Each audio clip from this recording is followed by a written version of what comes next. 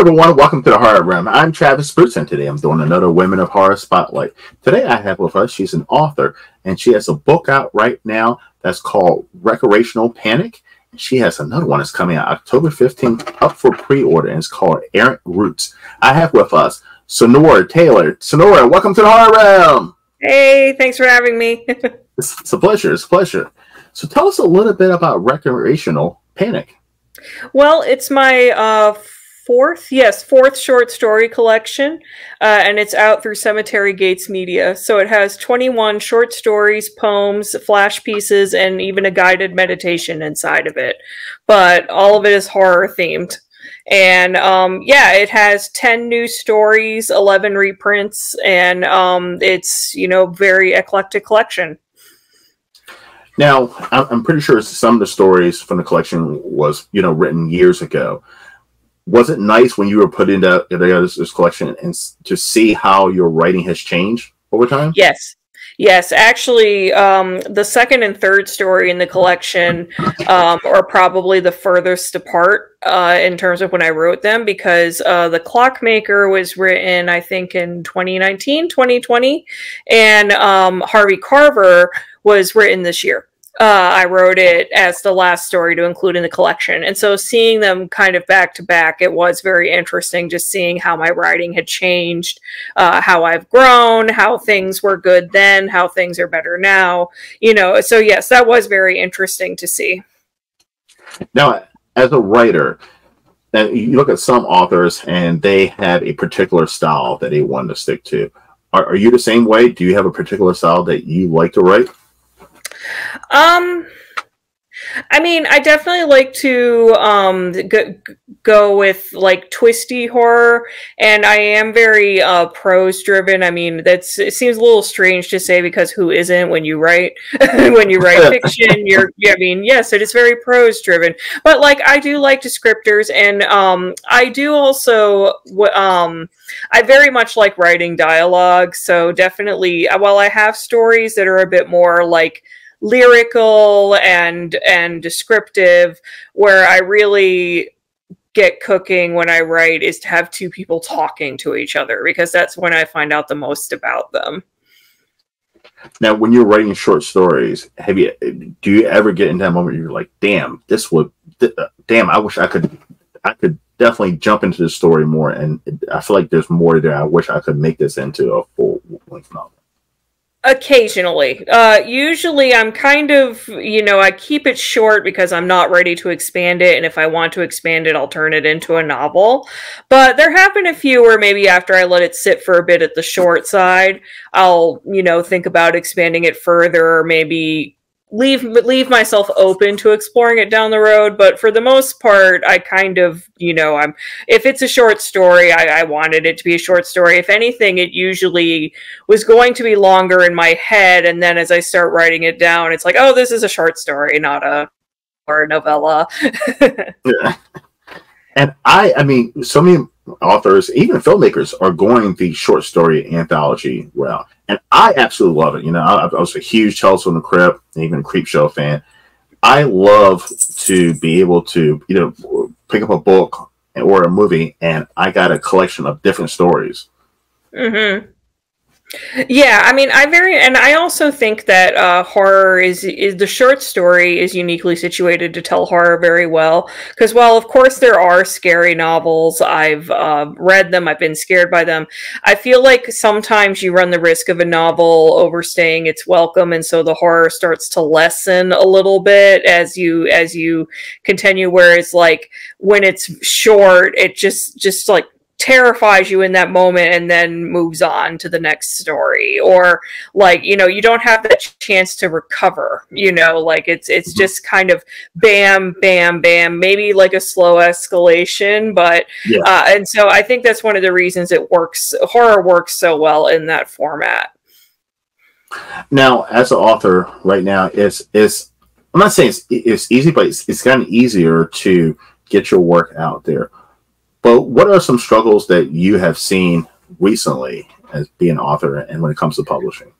Recently, it has been a lot harder to market, especially because a lot of the social media paths that authors like myself are relying on have become harder to publicize on because of the way algorithms are built into it, so that it's no longer chronological, or you're not always seeing the people you follow in favor of seeing boosted profiles or ads, which is probably the biggest hindrance.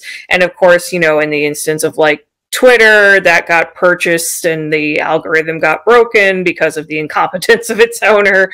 And so I think also just the sheer volume of accounts that are speaking on these spaces, it almost becomes kind of like screaming into the void, and that can make it a little difficult to promote. I mean, there are of course other ways to promote your books, and I definitely like not only have other avenues but recommend authors take other avenues as well, especially having like your own website and your own email newsletter. But that does make it difficult because, you know, for all their faults, social media did allow you to reach a large number of people very quickly. And, you know, with work and curating, like you had a way to get your message out to thousands of people. And now that is a lot more difficult than it used to be. And do you think it's because there's so many, like so I mean, even with my YouTube channel, like I've seen it, like, you know, you get less views, you get less traction because, yes, I agree, the social media, the algorithm is just not promoting unless you pay for it, unfortunately. Yes, exactly. Yes. You have to pay to play. And I mean, some of that was kind of built in before, where you had to buy, if you bought ads, for instance, on Facebook, if you stopped buying the ads, the algorithm would bury yours even more than if you just didn't buy them in the first place. So I feel like, though, now it's like that's happening to you even if you didn't purchase in the first place. You know, it's just, it's happening like because you're not prioritized for whatever reason, and so that can become a problem. Because I'm an individual, I go to a lot of horror conventions, and I've seen so many more indie horror authors there at their purchasing tables. Because you know, it's social media is not the way to. I mean, it still kind of is, but it's not the way to market anymore. Like, you have to almost get in front of people now. Is that something that you do as a writer? Yes, I do sell books at conventions. I also I'm trying to do that more for those same reasons. You know, I can't rely on just selling through online. I definitely make more book sales in like the moment when I'm there in person selling them. So yeah, I do regularly do conventions. I often go to AuthorCon. I'm also on the board of Scares That Care, which holds AuthorCon. Oh, nice. So, you know, full disclosure there. But, you know, I was at Ghoulish Book Festival in San Antonio this past spring. I really enjoyed that. You know, this year I'm going to be at quite a few in Virginia since I have a new book coming out in October. So I'll be selling books at community college event at Carroll Community College, and doing a signing at Vortex Books. That's another thing I would definitely recommend indie authors do, is reach out to their local bookstores and see if they're willing to host a signing. For instance, I reached out to the local bookstore I shop at that's like very close to where I live, and they're hosting me in October along with Elle Macon Wood and Brian Keene for a panel. So it's pretty cool. Nice. Yeah. Nice. And I live in Maryland, so I live right above you. So, and I've noticed in the DMV, which is, for people who don't know, it's DC, Maryland, Virginia, like there's so many horror author conventions now. Yeah, there's quite a lot. I mean, the Mid-Atlantic seems to be a popular place for it. What part of Maryland are you from? In Baltimore. Oh, okay, cool. Yeah. I've obviously been up there a lot. So, yeah, I'm in Arlington, Virginia, so I'm very close to DC. Oh, super close, super close. And are you going to be at Fright Reads? Fright Reads? Is that the one at Carroll Community College? That's the one in Baltimore in September. No, I wasn't aware of that one. Oh, that definitely Fright Reads. Okay. All right, now you have a second book right now. That is right now, it's up for pre-order. By the way, the link is down in the description if you like to pre-order. It's coming on October 15th, and that's called Errant Roots. Errant Roots. Yes. Tell us a little bit about Errant Roots. So that is a novella, and it is a folklore tale about a woman who has never met anyone else in her family except for her mother, obviously. So it's just been her and her mom for 24 years, but then she accidentally gets pregnant, and her mother decides it's time to introduce her to the rest of the family. So this novella takes course over the evening she meets that family. So what gave you the inspiration for this story? So the inspiration came from thinking, like, what if you were just going to visit your relatives and you walk in and just out of nowhere they did something horrible to you and you did not see it coming because you trust your family. And so from there I was just kind of building what was happening to Deirdre and that's the woman in the story, and her mother and her boyfriend who comes with them to the meeting. It's also, I like to think of it as kind of a combination of The Witch meets Ready or Not. Ooh. So, I liked both of those movies a lot, draw inspiration from them. So, but it's also very much its own story. And, I find also cult behavior very interesting to examine. I mean, this is strictly within one family, so it's not like a far-reaching cult or anything like that, but it still exhibits very cult-like behavior. And I love cult-like behavior too, type stuff. I'm not a cult or anything, but I find it fascinating that majority of people who say that they would never be in a cult are usually the ones who will be in a cult. Like, I'm dealing with it right now. I'm seeing it right now. There's a contest called the Face of Horror contest, which I've tried to debunk, and it's just a cult-like mentality. Like, people know they're getting scammed and they become delusional to it.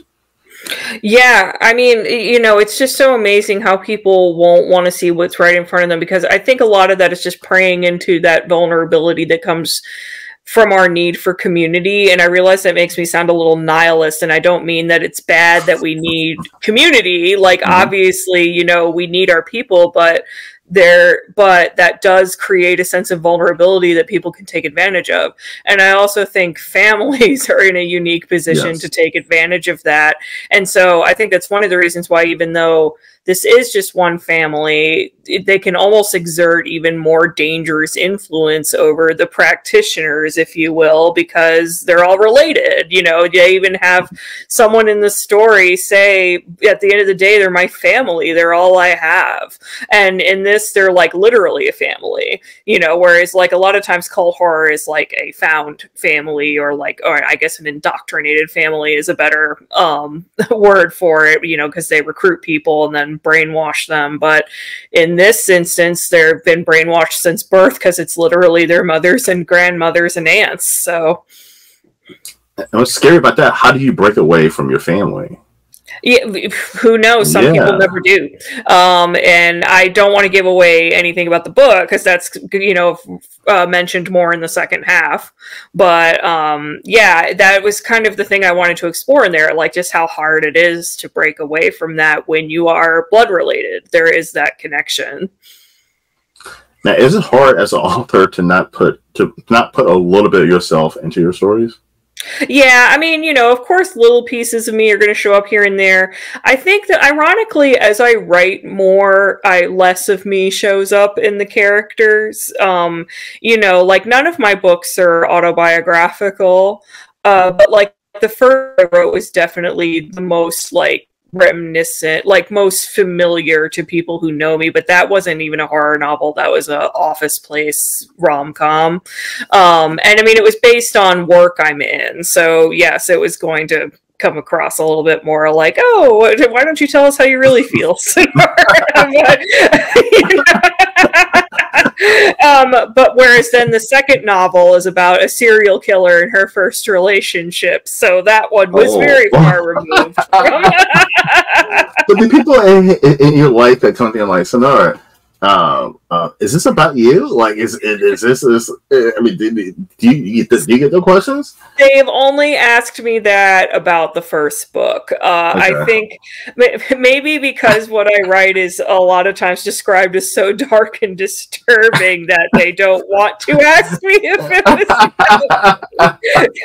Because what if I answered yes? Yes, I know. What do you do then? Like shit. That would be a good story, actually. It would be.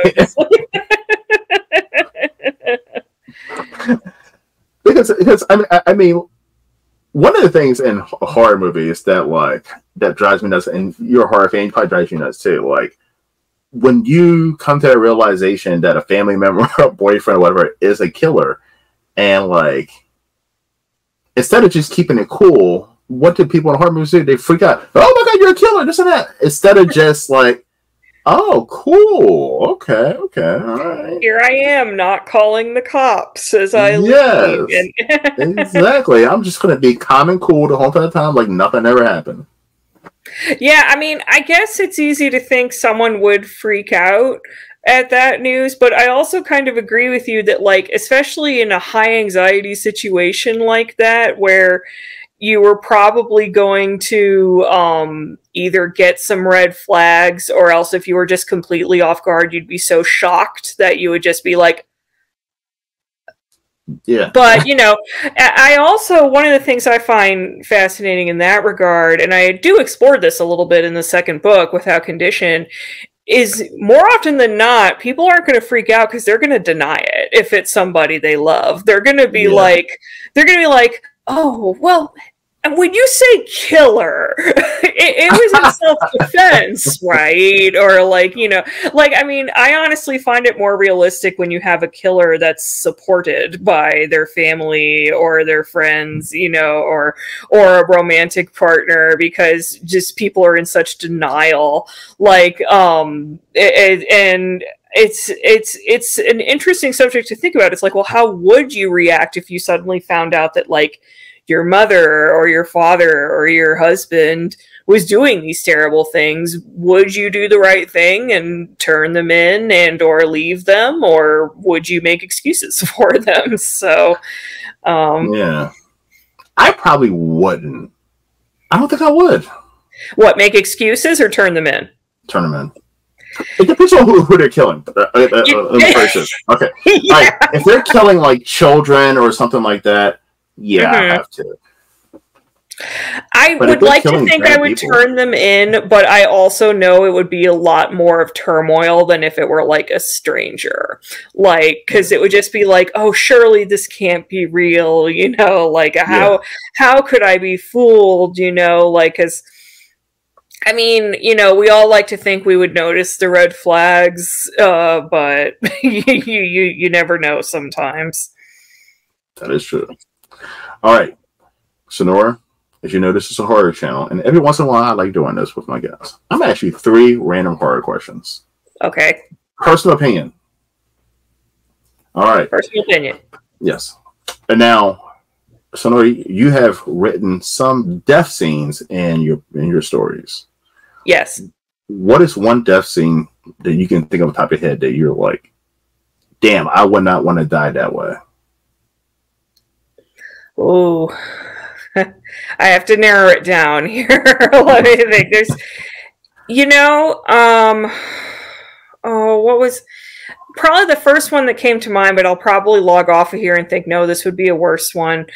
I wrote a story once called Where We Used to Play, and it's told from the perspective of who you realize is the ghost of a child who died by, they claim they fell into a open gap of like one of those empty rundown houses, but it's also implied that this friend that they insist was their friend shoved them.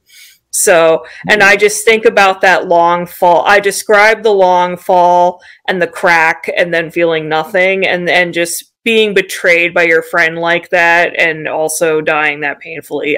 That's probably the one I would most not like to have happen to me. Yeah, 'cause that's on multiple levels. Fucked up. Yeah, yeah, and especially if I survived as a ghost waiting for the friend to come back. Like, Yeah. it's just multiple levels of like, let it go. Like, that is not your friend, sweetheart. But it's one of my sadder horror pieces. So, All right. The second question is: are you afraid of AI interfering with indie horror writers' creativity? yeah, I am afraid with it interfering with legitimacy of work. Also, from a bit of an existential standpoint, I could see it kind of interfering with author self-esteem when they see that, like, this piece that they labored over and took time to write and be creative with is getting the same amount, if not less, sales than obviously generated AI stories populating on Kindle. Because then, you know, people might think, oh, I guess the craft isn't as important to the readers. But I know overall that's not true. I just know that, like, sometimes that can be a little discouraging. But that's why I agree with people who say, write for you, and then the rest will follow. Because if you go audience chasing, you're just going to make yourself unhappy. I totally agree, and I posted an interview today, and like we were talking about, you know, a lot of young authors. I see a lot of young authors, especially like in their 20s, who would write their first book, and when they don't get instant success, it's like they're like, "I'm done with this shit," and they're just out, and like, yeah, not the way to do it. Oh, gee, like for comparison, my very first short story collection, now granted it was like 4 stories and I had no publicity to speak of or anything like that beyond like my immediate friends and family network. I sold 11 copies in the first week. So like it's very rare you're going to get those E.L. James numbers or Colleen Hoover numbers. Like that is talent and marketing know-how combined with luck. Like, some of it is just... It's definitely luck. Yeah. It 100% is. All right, the final question. Who would you put on your Mount Rushmore of horror villains? Horror villains. I would probably put on there... I want to think about this for a second. Like, I want to be deliberate, but I promise not to take like 10, 20, 15 minutes. And this can be movies, or in writing. Or in writing. Okay. Let me think. So I'm trying to think of like who I thought was, you know, very terrifying. I would probably put Randall Flagg from The Stand.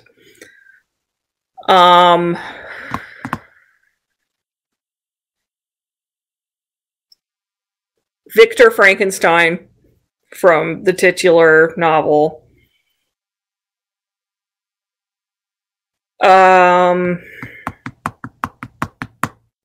This is tough. I like it. Right?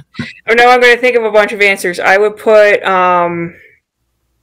I'm trying to think of stuff that just deeply unsettled me and what I would put on there. It's a good question. If I'm looking at my books for some inspiration.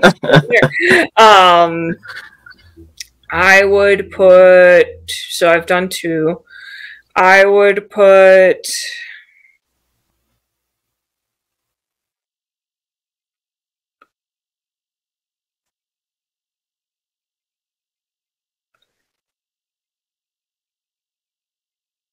if you could make a stone statue of a virus, I would put the virus in 28 Days Later, because that's my favorite horror film. And then my 4th one, I would probably do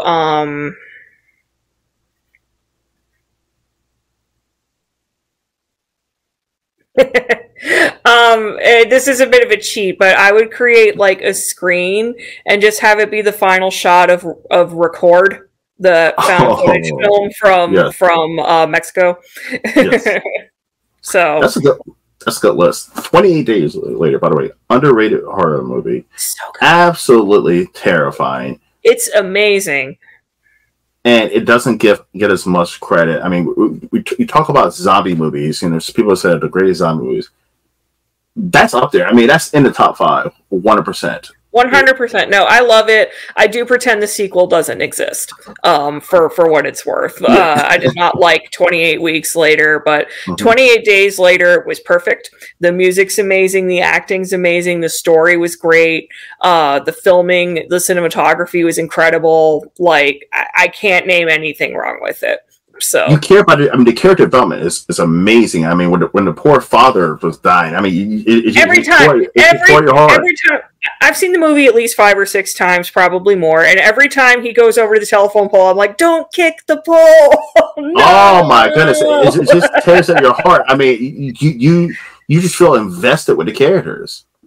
I even wrote a paper on it. I wrote a paper in school because I was a minor in film studies, and I wrote a paper comparing that to a movie from Czechoslovakia. Well, at the time it was Czechoslovakia because this was a film made before the Soviet invasion. Of course, I forget the name of the movie, but it was another post-apocalyptic film, and I was comparing the two in terms of what creates monstrosity in their survivors. I agree, and I mean, there's something. Listen. It's not as good as Train to Busan. And Train to Busan, I mean, that's a I haven't seen that one yet, but I need to. I held off on it. I actually did a video of it that's saying that I was embarrassed to say that I didn't watch until last year because, and I didn't do it because I was like, boy, I don't feel like we're sitting through subtitles. Oh my goodness, it's so good. It's the best zombie movie ever made. It's so damn good, and it does the same thing that 28 Days Later does. You're involved with the characters, and like, I mean, some of the best characters in the horror movie ever. And you relate to them, you feel sorry for them.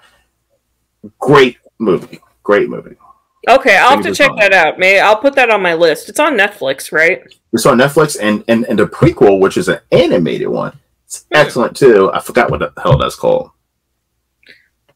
All right, well, I'll definitely check it out. Now, Train to Busan 2, don't watch that. That's a waste of time. Okay. But they didn't call it Train to Busan? No, what do they call Train to Busan? I think it was just called Train to Busan 2, and there's no train. There's definitely no train.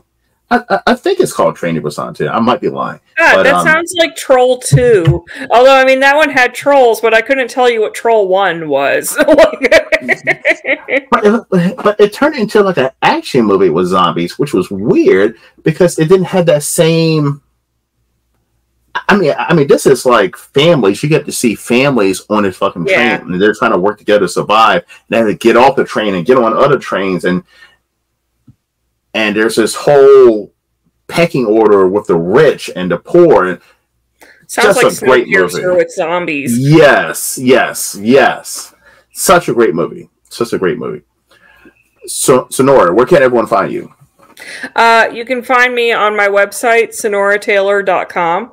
I am on Facebook, I am on Instagram, and I am on Blue Sky. Sweet. Sonora, it's been a blast. Listen, everybody, go out and grab your copy of Recreational Panic and also pre-order your copy. The link is down there, right there in the description box for ERRANT Roots. All right, everyone. Thank you for coming to the Horror Room. Once again, I'm Travis Bruce, and that's Sonora Taylor. We'll see you next time. See you around.